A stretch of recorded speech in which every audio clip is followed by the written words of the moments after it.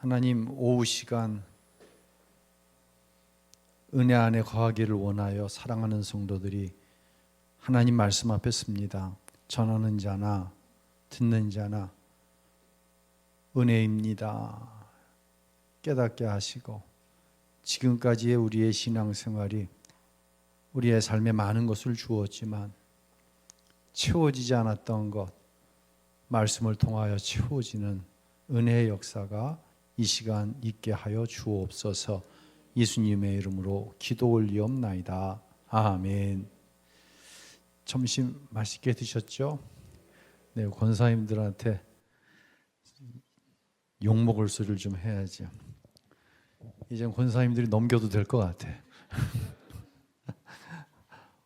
저만 그렇게 생각해? 오늘 남전대원들이 그냥 주방에 떼거지로 들어가 있는 걸 보니까는 참 좋게 보였고, 또 지금까지 선배 우리 권사님, 장로님들이 좋은 모습 보여주셔서 후배들이 들어가서 아름답게 섬기는 것을 보니까는 너무 감사했습니다.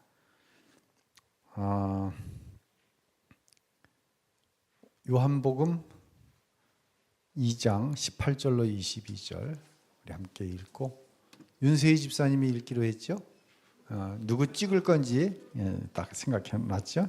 이것은 본문부터 읽도록 합니다. 이에 유대인들이 대답하여 예수께 말하기를 내가 이를 행하니 무슨 표적을 우리에게. 예수께서 대답하여 이르시되 너희가 이 성전을 헐라 내가 4월 동안에 일으키리.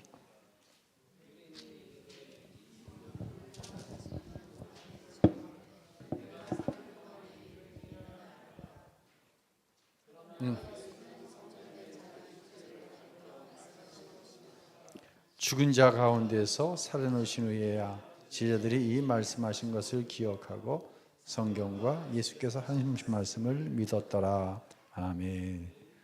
누구 찍을 거예요? 누구 찍을 거예요? 다음 주? 지창영 안수사님 찍혔어. 지창영 안수사님 다음 주 준비해 주시고요.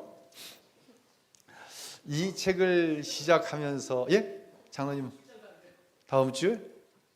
다음 주 맞아. 출장, 국내 출장 아니었어요? 확인했습니다. 국내 출장이죠? 국내 출장. 확인했어. 윤세희 집사 보통 사람 아니에요.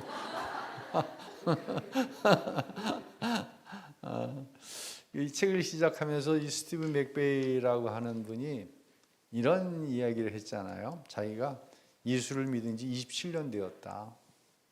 그런데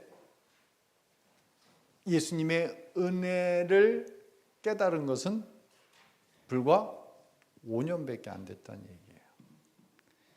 27년 동안 잘못 믿었다는 얘기가 절대로 아니에요.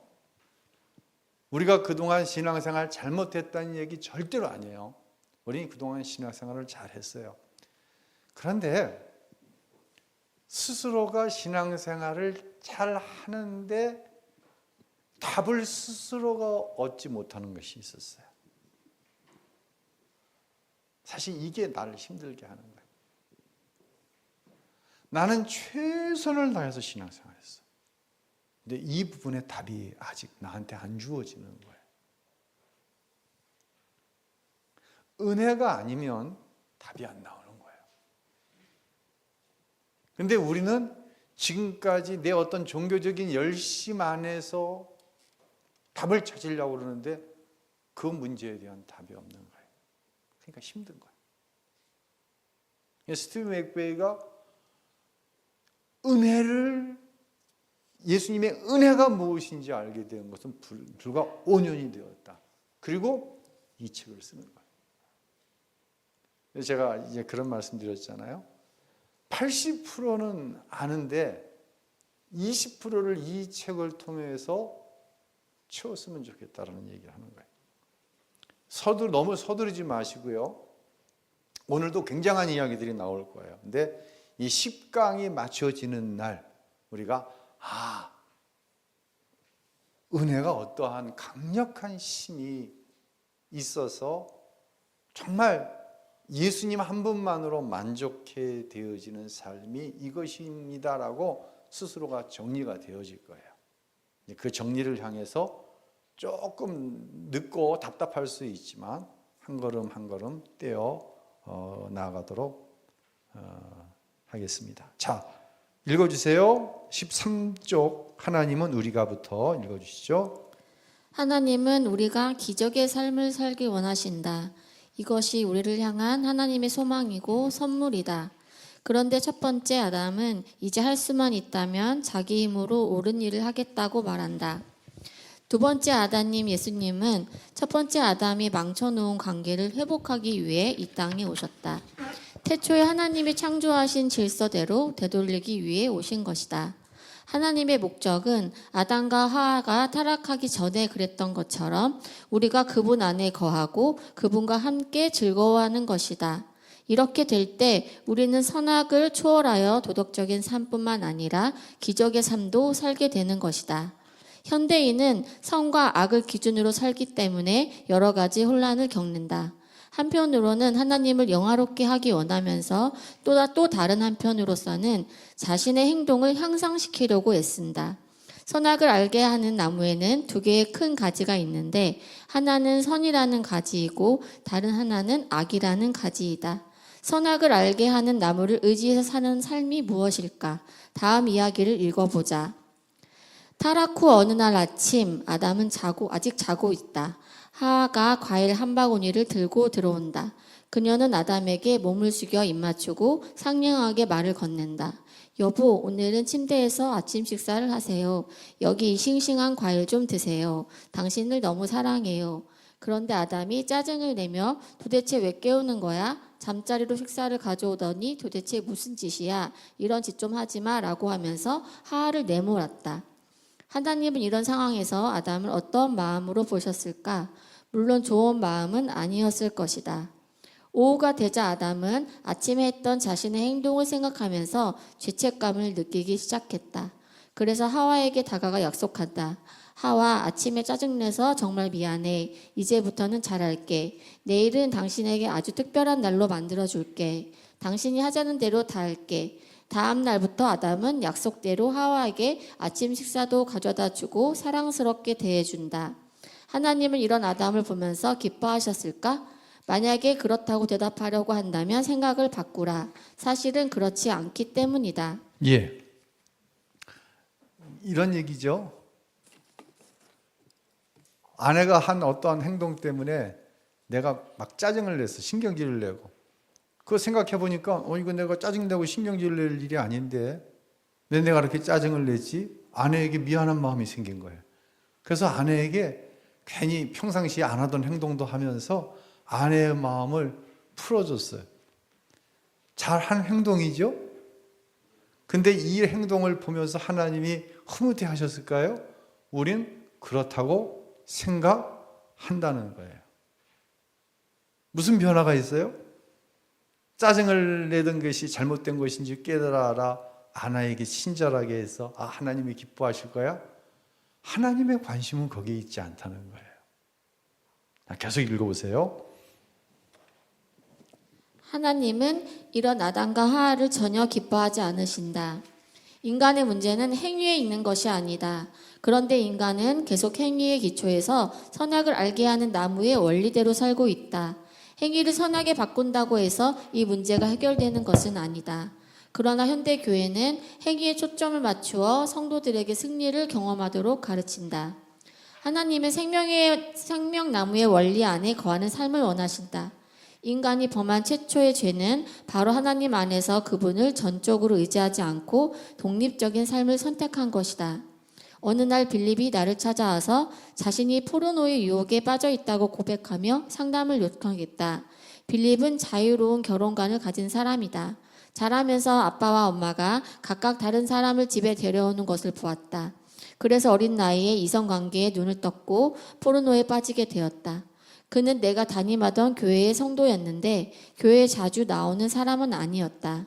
그가 포르노에서 자유롭고 싶다고 말했을 때 나는 먼저 교회를 꾸준히 나오고 매일 아침 성경을 읽으라고 권면했다. 또한 하루에 30분 정도 기도하고 이와 더불어 정욕과 유혹에 관련된 성경 구절들을 암송하면 도움이 될 거라고 말해 주었다. 그러나 사실 빌립에게 했던 상담은 당신은 선악을 알게 하는 나무의 가지 중에서 악이라는 가지를 가지고 있군요. 그러니까 선이라는 가지로 바뀔 수 있도록 노력해야 합니다. 라고 말하는 것과 같았다. 정말 빌립이 교회에 꾸준히 나오고 성경을 많이 읽으면 나아지겠는가? 우리는 모두 교회에 열심히 다니고 성경을 읽으며 기도 생활을 한다. 하지만 우리는 마음속에 여전히 해결되지 않는 문제를 안고 있다. 이처럼 많은 사람들은 신앙생활을 성실히 하면서도 한편으론 좌절감을 느끼며 살아간다. 나는 빌립에게 무엇보다 먼저 예수님 안에 있는 정체성, 즉 예수님의 본질과 성품이 본인 안에 있다는 사실을 상기시켜 주었어야 했다. 예수님이 그에게 역사하실 때만이 그는 유혹에서 승리할 수 있기 때문이다. 예, 우리가 교회에서 가르치는 대부분의 것이 이런 것이었다는 것이죠. 어떤 문제가 있으면 기도하십시오. 기도 많이 하세요. 기도를 배나 하세요. 성경 열심히 통독하시고 묵상도 하세요. 또 예배생활 열심히 하세요. 그랬는데 우리에게는 여전히 아직도 숙제로 남아있는 20%가 있다는 거예요. 이렇게 해서 얻을 수 있는 것이 선과 악을 알게 하는 나무, 내가 악의 50, 선의 50이 있는데 이러한 어떤 종교적인 행위들을 통해서 50대 50이 무너졌어요. 선이 80이 되고 악이 30이 됐어요. 20만 남았어요. 그런데 이 20%의 악을 보면서 그래도 나는 이전보다 많이 나아졌잖아. 나는 예수님을 믿고 나서 교회 다니고 나서 내가 많이 좋아졌어. 이렇게밖에 이야기하지 못한다는 것이죠. 여전히 몇 프로가 남아있어요? 20%가 남아있어요. 이건 절대로 은혜 안에서의 삶의 모습이 아닌데 우리는 어떤 부분에 대해서는 포기하고 어떤 부분에서는 마치 하나님께서 그것밖에 나에게 은혜를 베풀어 주시지 않은 것처럼 살아간다는 거예요. 답은 뭐예요? 계속 읽어주세요. 승리의 삶을 사는 비결은 우리의 행위를 바꾸는 데 있지 않다. 행동을 선하게 바꾼다고 해서 승리하는 삶을 사는 것은 아니다. 승리의 열쇠는 예수님을 생명으로 받아들이는 것이다. 승리를 얻기 위해 선한 행위를 하려고 노력한다면 결코 승리를 얻지 못한다. 만약 기적의 삶을 살기 원한다면 성령의 도움으로 우리와 그리스도가 하나가 되어야 한다. 우리가 성령 안에 거할 때 예수님의 생명이 우리 삶 가운데 흐르게 된다. 이때가 바로 우리가 기적의 삶을 살게 되는 때다. 이것이 바로 승리의 삶을 사는 열쇠다. 바울은 빌립보서 1장에서 내 안에 사는 것은 그리스도라고 했다. 그리스도는 생명 그 자체다. 빌립보서 1장 20절로 21절 우리 함께 읽도록. 나의 간절한 기대와 소망을 잠깐만요. 준비됐나요? 자막 올려주세요. 빌립보서 1장 20절로 21절.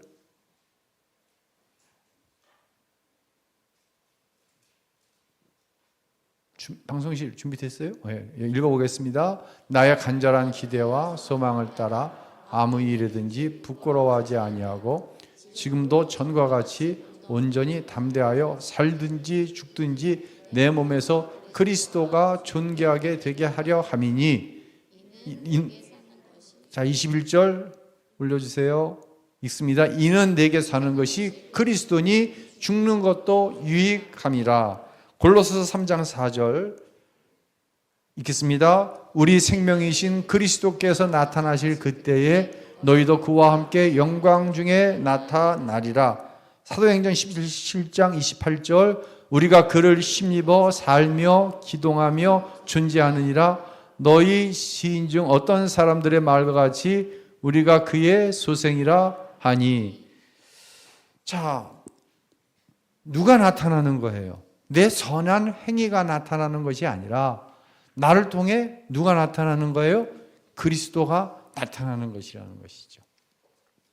내 악한 행위 중에 30%가 죽어 그 악한 행위 중에 30%가 선한 행위로 옮겨온 80%가 되었고 20%는 포기하고 살아가는 게 아니라 내 악한 행위가 죽은 것이 아니라 내가 죽고 내 안에 예수님이 온전히 살아 누가 드러나는 거예요? 내 선한 행위가 드러나는 것이 아니라 내 안에 계시는 그리스도가 드러나는 것. 이것이 바로 은혜의 삶이다라고 하는 것이에요. 자, 계속 읽어봅니다. 그리스도는 생명이다. 당신도 아마 나처럼 더 나은 삶을 살기 위해 또 그리스도인으로서 보다 도덕적이고 거룩한 삶을 살아보려고 많은 세월을 노력하며 보냈을 것이다. 믿는 자가 삶의 수준을 높이기 위해 노력하면 할수록 그것은 선악을 기준으로 낮은 영성에 머무른 채 사는 것이다. 우리는 언제나 예수님을 닮은 삶을 살기 위해 노력하지만 결국 그렇게 할 수 없는 자신을 발견하게 된다. 마침내 우리는 스스로 할 수 없다는 고백을 하게 된다. 처음에 구원을 얻어 주님을 향한 첫사랑으로 가득할 때는 이 일이 쉽다. 그러나 얼마 지나지 않아 그것이 쉽지 않음을 깨닫는다. 그러고는 마침내 우리 스스로의 힘으로 그리스도인다운 삶을 사는 것이 불가능하다는 사실을 깨닫게 된다. 이 깨달음이야말로 바로 하나님이 우리에게 허락하신 복이다. 스스로 그리스도인다운 삶을 사는 것은 불가능하지만 예수님의 생명으로는 가능하다. 예수님의 생명을 가지고 사는 삶은 은혜의 영성인 것이다. 예, 여러분이 27년의 세월이 헛되지 않은 것이 무엇이냐면 이거예요. 나는 할 수 있다 없다. 나는 할 수 없다는 걸 우리가 알아요. 우리가 율법, 이것을 하면 복을 받고 저것을 하면 심판을 받는다. 이 기준 아래 열심히 살았어요. 근데 안 되는 20%가 있는 거예요. 그래서 우리는 분명한 답을 원해요. 답을 알아요. 나는 안 된다. 누구만 된다? 예수님만 된다. 이 답을 알고 우리는 은혜의 영성 파워라고 하는 책을 시작했고 은혜의 삶 1강을 들어온 거예요. 자, 적용 예화 한번 들어보도록 합니다. 내가 베토벤 같이 읽어주세요. 내가 베토벤 같이 피아노를 연주해 보겠다고 큰 소리 쳤다고 하자. 물론 나는 베토벤처럼 연주하지 못한다. 그럴듯하게 흉내 낼 수는 있겠지만 그와 똑같이 할 수는 없다. 나도 어린 시절부터 피아노를 배웠지만 베토벤처럼 피아노를 치지는 못한다. 내가 몇 년 동안 레슨을 받았다고 해도 여전히 베토벤처럼 연주할 수는 없다. 그리스도인다운 삶을 사는 것도 마찬가지다. 우리 스스로의 힘으로는 아무리 노력해도 불가능한 일이다. 우리는 예수님을 위해 그리스도인다운 삶을 살기를 원한다. 그렇지만 우리를 통하여 예수님이 나타나도록 허락하지 않는다면 그런 일은 결코 일어나지 않을 것이다. 행위에 초점을 맞춰서는 해결되지 않는다는 것을 깊이 이해하고 받아들여야 한다. 이 말은 우리가 행위 중심의 삶에서 성품 중심의 삶으로 바뀌어야 한다는 것을 의미한다. 우리는 자신의 행실을 고치려고 애를 쓰지만 하나님은 우리 삶의 근본을 바꾸기를 원하신다. 행위로 인해 스스로 만족하는 사람은 율법적인 삶을 사는 사람이다. 이러한 삶을 사는 사람은 하나님의 말씀을 다 지키려고 노력한다. 갈라디아서에서 바울은 그리스도가 우리를 율법의 저주에서 속량하려고 오셨다라고 말했다. 속량이란 말은 원래 전당포에서 물건을 저당 잡혔다가 값을 치르고 되찾아올 때 쓰는 말이다. 아담은 에덴 동산에서 우리를 죄에 팔아넘겼다. 그것은 우리를 율법에 팔아버렸다는 것을 의미한다. 그래서 예수님이 우리를 율법으로부터 해방시키기 위해 오셨다. 그분은 우리가 율법이 아닌 생명을 의지해서 살아가기를 원하신다. 그리스도인의 삶의 본질은 예수님을 위해 사는 것이 아니라 예수님이 우리를 통해서 나타나도록 하는 것이다. 예수님이 이 땅에 오신 것은 하나님을 위해서 자기 스스로가 어떤 일을 하기 위함이 아니다. 예수님은 아버지가 자신을 통해 나타나도록 하셨다. 예수님은 매일 아침 하나님을 위해서 제가 무슨 일을 할까요? 하고 묻지 않으셨다. 그분은 그저 아버지 안에 거했고 아버지는 그 아들을 통해서 나타날 수 있었다. 요한복음 14장에 그것을 분명하게 기록하고 있다. 예, 지금 밑줄 치고 계신가요? 밑줄 계시죠? 6번째 주일에 보니까 그리스도인의 삶의 본질은 예수님을 위해 사는 것이 아니다. 저도 이 이야기를 입버릇처럼 여러분에게 했어요. 예수님을 위해 사십시오. 예수님을 사랑하십시오. 그런데 예수님을 위해 사는 것이 얼마나 힘들고 복잡한지 우리가 압니다. 힘들고 복잡한 것은 은혜가 사실은 아니에요. 그렇죠. 힘들어. 복잡해. 이건 율법에 속한 거예요. 왜 힘들고 왜 복잡해요? 내가 하려니까 힘들고 내가 하려니까 복잡합니다. 그런데 예수님을 위해 사는 것이 아니라 예수님이 우리를 통해서 나타나도록 하는 것이다. 내 안에 예수님이 계시는데 그 예수님이 내 품성과 기질을 통해 자연스럽게 나타난다고 한다면 이것은 결코 나를 힘들게 하지 않는다라고 하는 것을 이야기합니다. 자, 빌림 얘기 한번 들어볼까요? 빌림이 예수님께 아버지를 보여달라고 했을 때 주님은 이렇게 말씀하셨다. 내가 이렇게 오래 너희와 함께 있으되 내가 나를 알지 못하느냐? 나는 아버지 안에 있고 아버지는 내 안에 계신 것을 내가 믿지 아니하느냐? 내가 너희에게 이르는 말이 스스로 하는 것이 아니라 아버지께서 내 안에 계셔 그의 일을 하시는 것이라. 예수님은 스스로 말하는 것이 아니라 그분 안에 거하시는 하나님이 말씀하신다고 한다. 즉 예수님 스스로 모든 일을 하는 것이 아니라는 뜻이다. 그것은 우리에게도 마찬가지다. 내가 예수님 안에 거할 때 비로소 하나님이 나를 통해 일하신다. 내가 하나님을 위해서 무언가를 하려고 노력하는 것이 아니라 예수님 안에 거하기만 하면 예수님이 나를 통해 일하신다는 것이다. 예수님은 이 땅에서 얼마나 많은 기적을 행하셨는가? 만약 하나님이 예수님을 통해 역사하지 않으셨다면 예수님은 아무것도 할 수 없었을 것이다. 물론 예수님은 하나님이시고 전지전능한 분이시지만 우리를 위해 이 땅에 오셔서 사람으로 사는 것을 선택하셨다. 예, 요한복음 5장 19절 읽습니다. 그러므로 예수께서 그들에게 이르시되 내가 진실로 진실로 너희에게 이르노니 아들이 아버지께서 하시는 일을 보지 않고는 아무것도 스스로 할 수 없나니 아버지께서 행하시는 그것을 아들도 그와 같이 행하느니라. 자, 23쪽 계속 읽어주세요. 열심히 믿는 것과 바르게 믿는 것. 승리의 삶이란 무엇인가? 그것은 예수님을 위해서 무언가를 하려고 애쓰는 삶이 아니라 매 순간 예수님이 우리를 통해서 나타날 수 있도록 허락하는 삶이다. 즉 생명나무에 속한 삶을 사는 것을 말한다. 누가복음에 마리아와 마르다 이야기가 나온다. 어느 날 예수님이 한 촌에 들어가셨을 때 마르다라는 여인이 예수님을 자기 집으로 모셨다. 마르다에게는 마리아라는 동생이 있었는데 마리아는 줄곧 예수님의 발 아래 앉아 열심히 그분의 말씀을 들었다. 마르다는 마리아의 모습이 이런 모습이 불만이었다. 자, 우리 여기서 한 가지 우리가 알고 있는 것에 대해서 한번 이야기를 나눠보죠.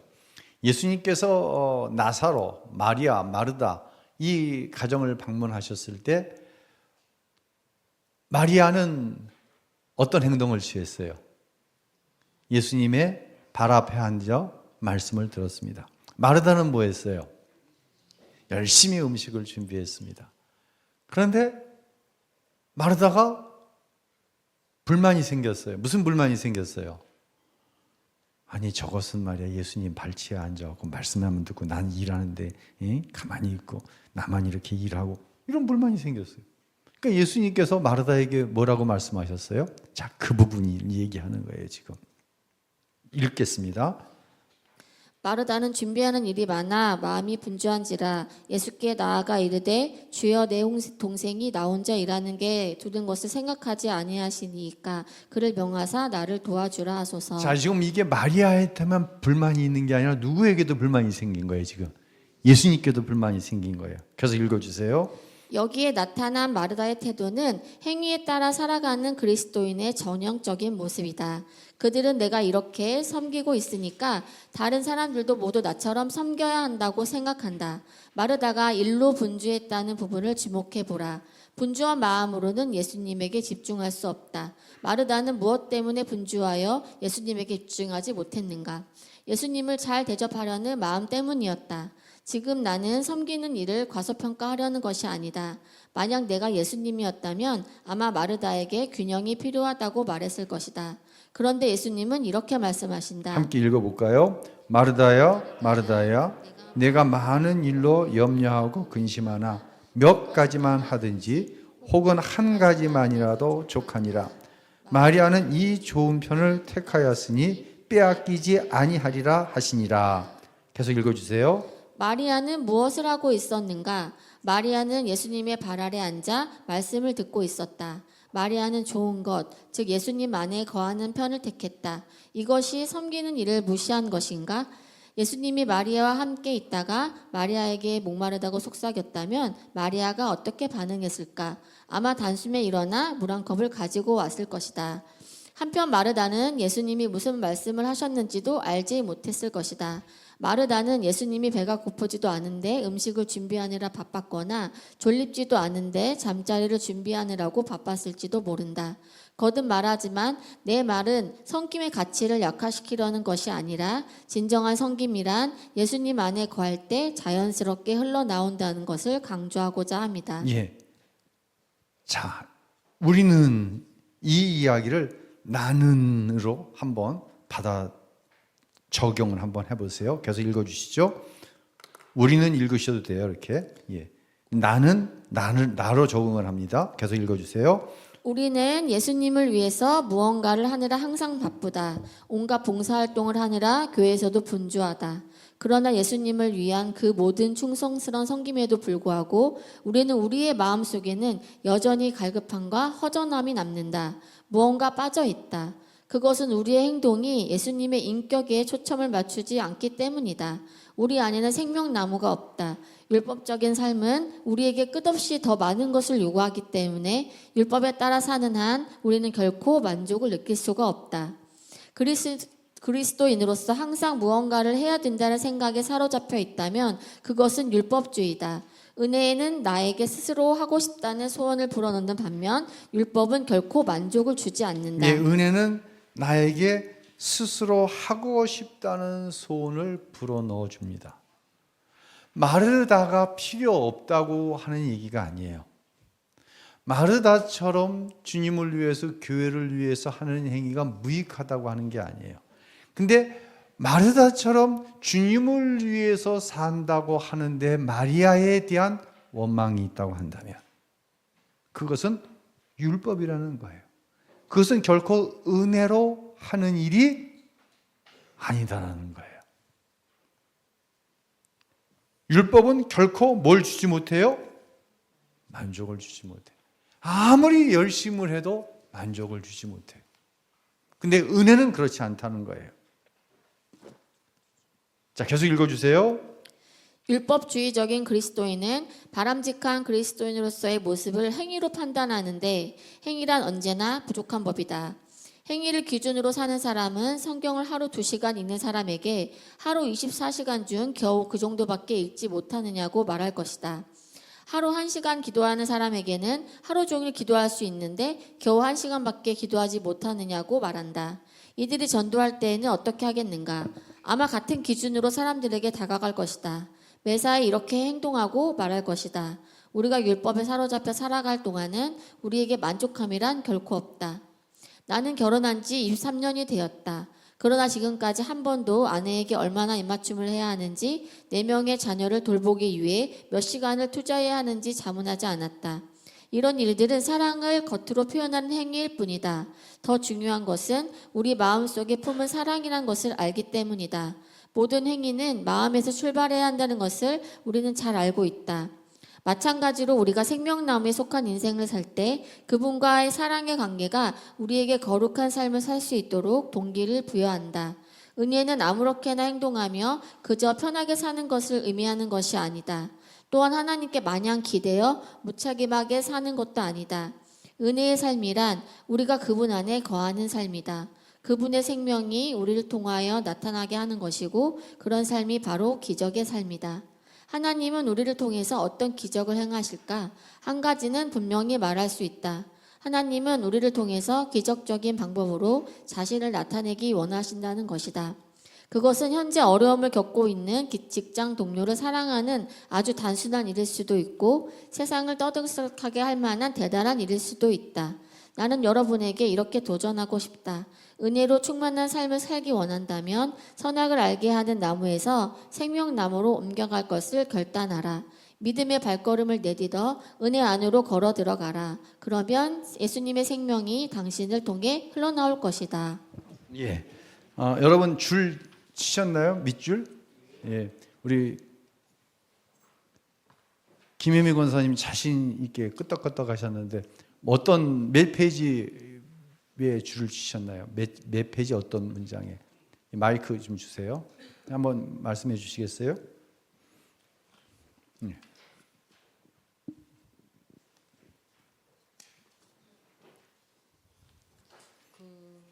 25페이지에도요. 예. 진정한 섬김이나 예수님을 거할 때 자연스럽게 흘러나온다는 것을 강조하고 있다. 예.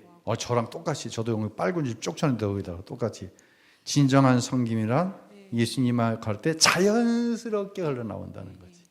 그러니까 뭐 억지로 내가 목사니까 권사니까가 아니라 자연스럽게 흘러나온다는 것이죠. 또 한 절만 더 해주시겠어요? 많이 있는데 그래.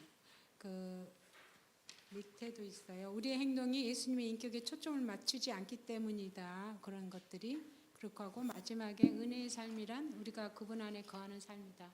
그분이 생명이 우리를 통하여 나타내게 하는 것이고 그런 삶이 바로 기적의 삶이다. 예. 또 한 번만 누가 한 번 더 해주시겠어요? 예, 오재균 안수 집사님 마이크 좀 드려보세요. 26페이지 하단부에 있는데요. 모든 행위는 마음에서 출발해야 한다는 것을 우리는 잘 알고 있다. 예. 하나만 더 해주시겠어요?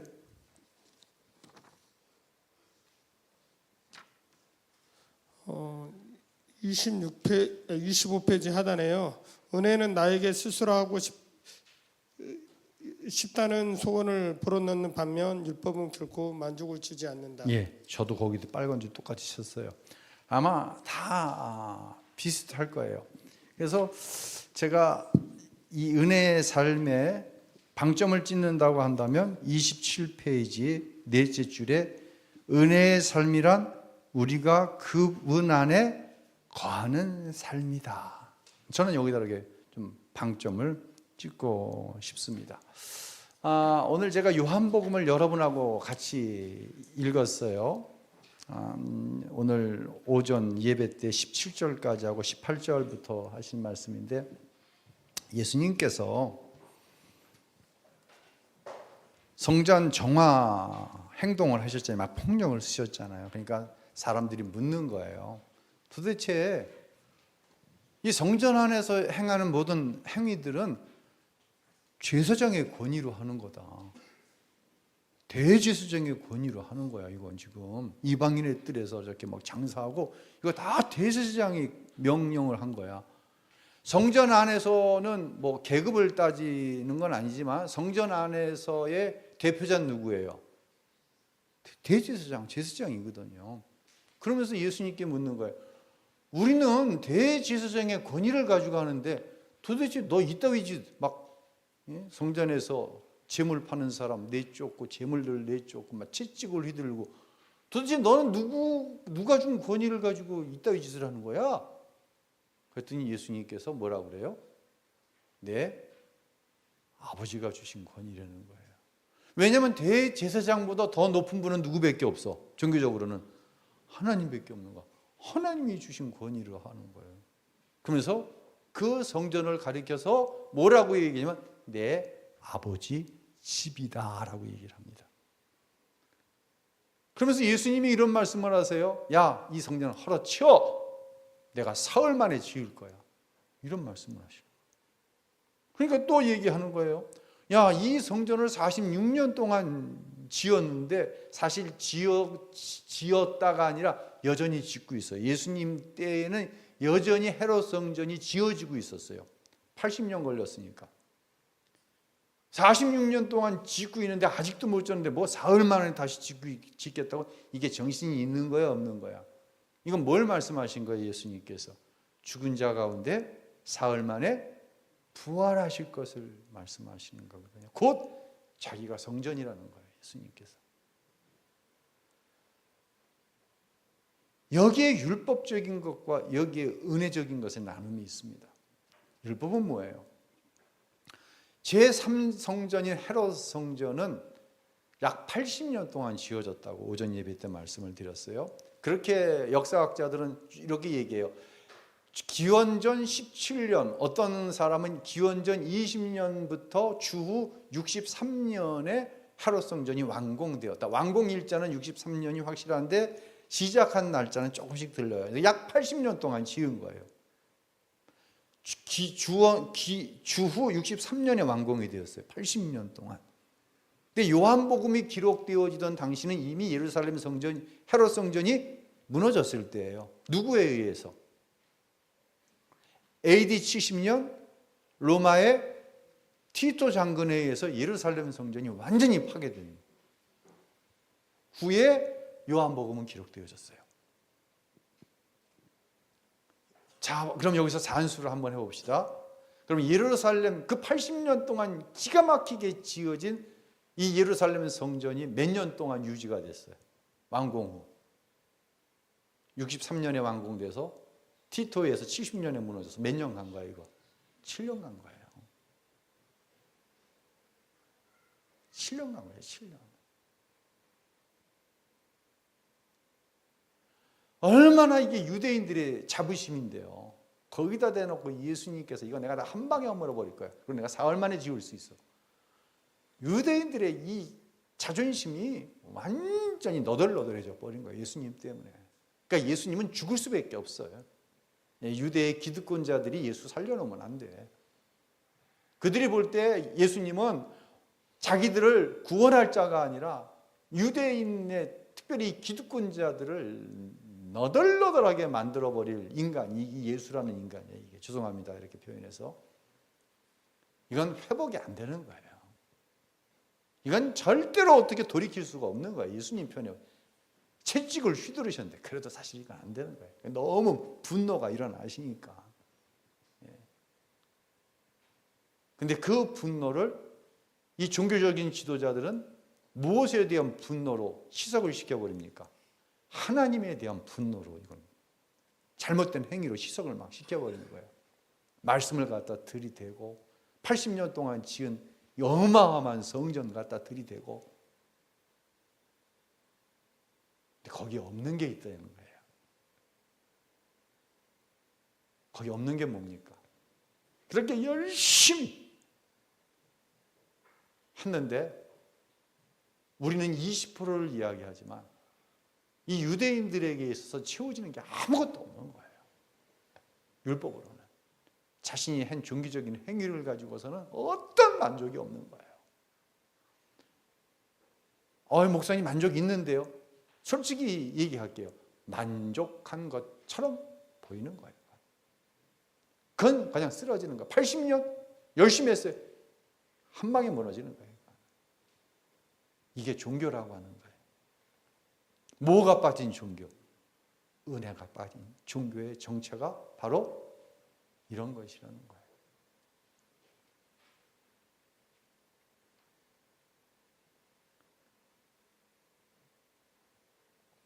참 어려운 이야기를 여러분에게 드리고 있는 거예요. 왜?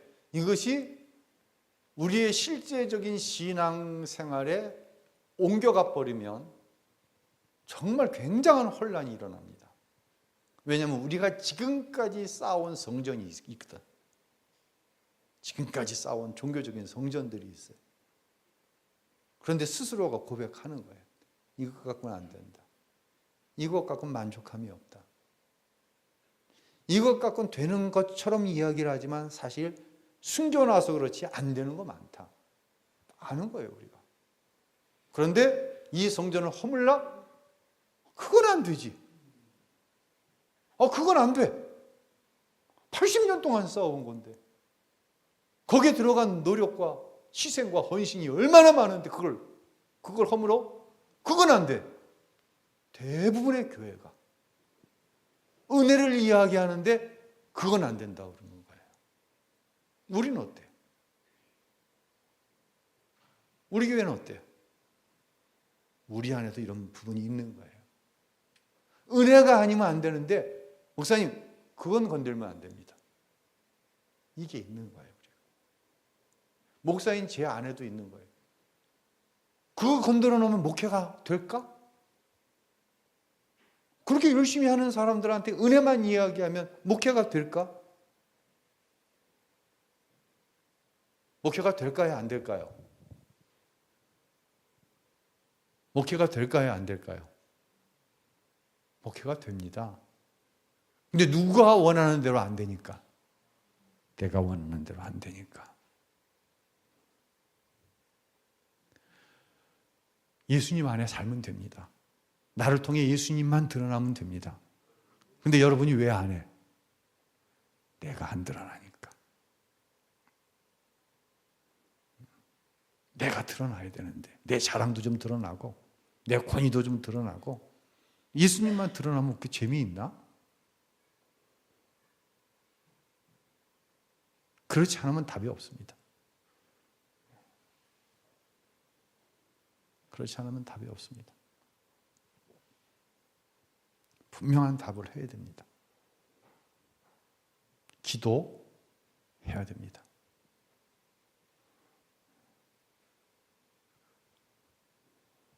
한 10분만 더 해도 되나요? 너무 바쁘신 분들은 살짝 일어나서 가세요. 따끈따끈할 때 얘기를 해야 될 것 같아서. 지난 목요일 날 한 4시 좀 넘어서 목양실에 앉아 있는데 무슨 소리가 뽕 하고 빡 하고 중간 사이 소리가 나는 거예요. 뽕 하고 빡 이가 아주 둔탁하게 뭔가가 그냥 박살이 나는 소리가 나는 거예요. 목양실에 앉아 있는데 이건 뭐지? 그때 봉당에 우리 전도사님과 청소년부가 있었어요.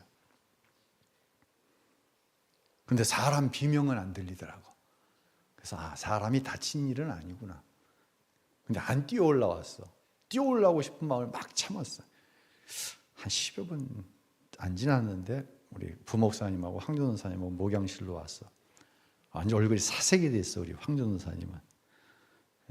여기에 우리가 잘 모시고 있던 크리스탈 강대상을 여기 이제 찬양팀을 자리를 내기 위해서 크리스탈 강대상을 옮기다가 이게 자빠진 거예요. 그래서 이게 뻑 소리가 나게 깨진 거예요.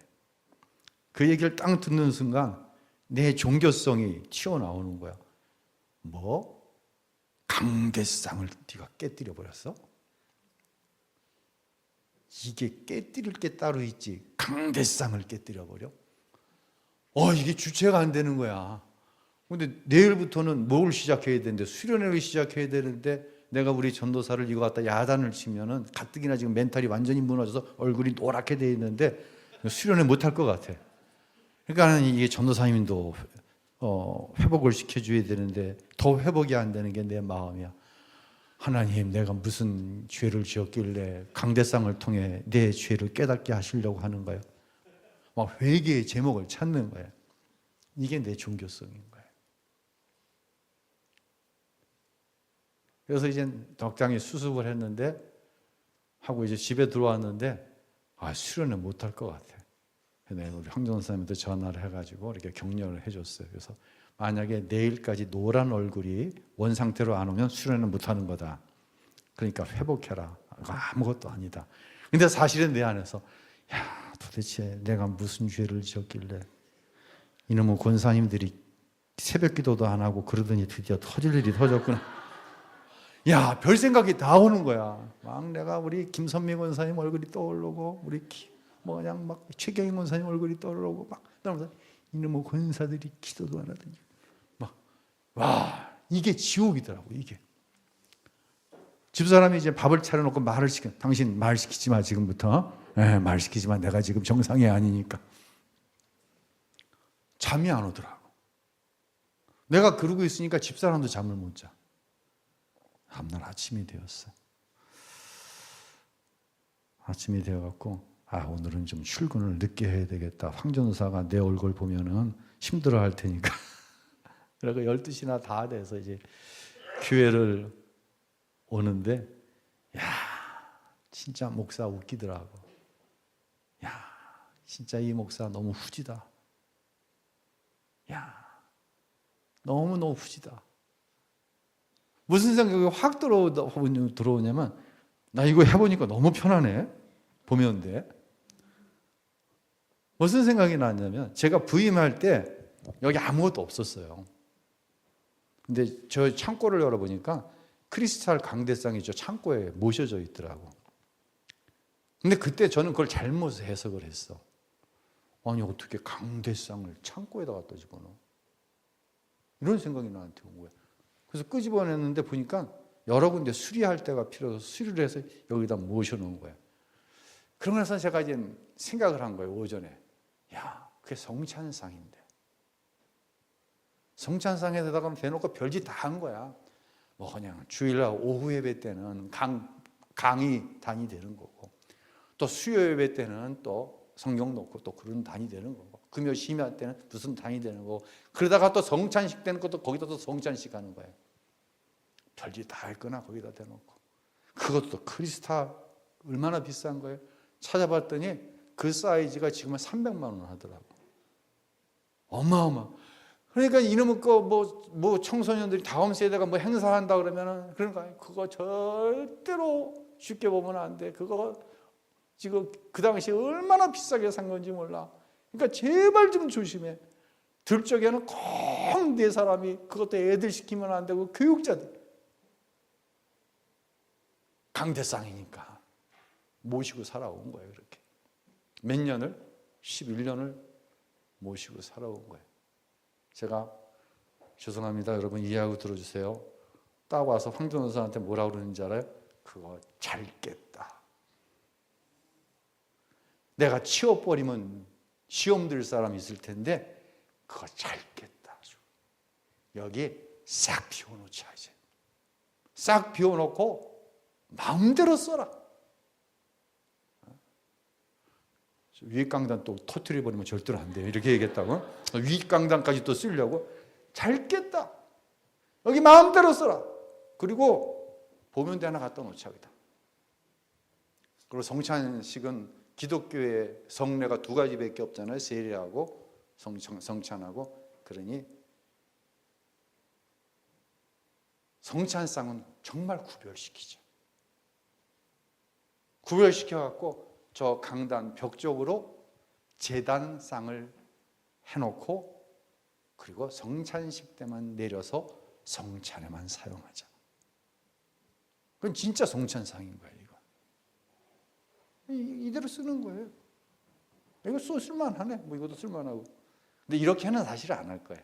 여기는 최소화해서 언제든지 안전하게 누구든지 옮기고 사용할 수 있는 거. 이게 익숙해지는데 만 하루가 걸린 거예요. 속이 뒤집어지고 네가 강대상을 터뜨려 버려. 어휴, 이거 그냥 안 바뀌어지는 거예요. 이게. 근데 이게 바뀌어지지 않으면 사실은 안 바뀐 거예요. 이거는 사실은 안 바뀐 거예요. 80%만 바뀌고 20%는 그거는 허락이 안 돼. 이건 안 바뀐 거니까. 근데 제가 제 안을 들여다보면은요, 27년 예수를 믿었는데 예수님의 은혜를 깨달은 건 5년밖에 안 됐다. 처음 이걸 딱 읽는데 이거 내 얘기하는 거네. 이게 들어오더라고요. 사랑하는 성도 여러분, 여러분을 진심으로 축복하는 것은요, 이 20%가 해결되어지는 이 오후 시간이 되었으면 참 좋겠어요. 예.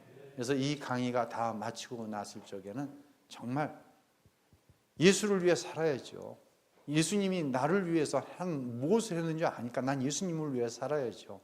근데 예수님을 위해 산다고 하는 것이 내 열심을 가지고 20은 싹 숨겼는지 80 하면서 스스로 만족 없고 답을 얻지 못하는 것, 이게 아니라 정말 예수를 위해 산다고 하는 것이 내가 예수님 안에 거하니까 예수님이 내 삶에 드러나기 시작했어. 내가 사는 것이 아니라 내 안에 예수가 사는 것이 예수님을 위해 사는 것이구나. 이것이 우리의 이론적인 신앙일 뿐만 아니라 우리 우신교회 전체 공동체의 신앙이 되어진다고 한다면 더 아름다워질 것 같아요. 더 아름다워질 것 같아요. 금요일 날 우리 청소년들 간증 듣고 너무너무 은혜 받았어요. 진짜 은혜 많이 받았어요. 아까 그 얘기했잖아요. 이 이야기 절대 전하면 안 돼요. 처음에 회장이 나와서 이렇게 사회를 보는데 아주 종교적인 용어들을 사용하더라고. 근데 여러분들 그거 느끼셨어요? 그걸 누가 적어준 것 같아. 안 적었어요? 본인이 한 거예요? 근데 어색하더라고. 목사가 듣는데도 자유함이 없더라고. 근데 이제 간증자가 나와서 간증을 시작하는데 얘네들은 종교적인 언어가 없이 자신의 일상에 있었던 이야기를 하는데 눈물이 나더라고. 눈물이 나더라고.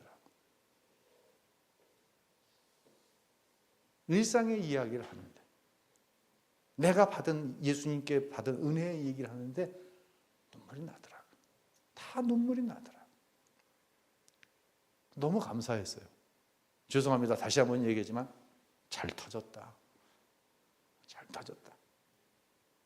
마음껏 은혜를 이곳에서 나누면 된다. 무엇 때문에 예수님의 은혜를 나누지 못하고 율법적으로 뭔가를 하려고 하는 거 한 번은 안 되겠지만 하나씩 하나씩 정리해 나가자. 그래서 저는 그 사인을 내가 무슨 죄를 짓고 우리 권사님들이 기도 안 해서 하나님이 강제상을 터뜨려 버린 게 아니라 이 출발을 하게 하시는구나. 몰라요. 저는 그렇게 생각하지만 다른 분은 그렇게 생각 안 하셔도 돼요. 그래서 감사했어요. 감사했어요. 황 전사님 잘했다는 게 절대로 아니야. 잘했다는 건 아니지만 그것이 은혜 안에서 나에게 그런 감사로 주어졌다. 한 마음이 품어졌으면 더 좋을 것 같고요. 오늘 여기까지만 하도록 하겠습니다. 우리 찬양하죠.